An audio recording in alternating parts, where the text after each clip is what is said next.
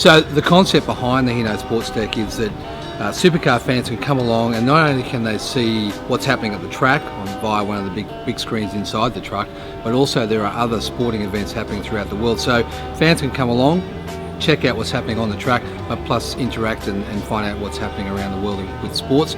Plus, on top of that, we've got a whole bunch of really fun games, some retro computer games and some latest computer simulations as well. The Hino Sports Deck is going to be appearing at the first of the 3 enduro rounds. So firstly at Sandown 500, followed by the big event at Bathurst, and then the Gold 600, and then at the end of the year, the final event of the year at Homebush in Sydney. From Hino Trucks Australia, I just want to say a big thanks to Supercars Australia and everybody at the organisation, and giving us the opportunity to interact with supercar fans right across Australia.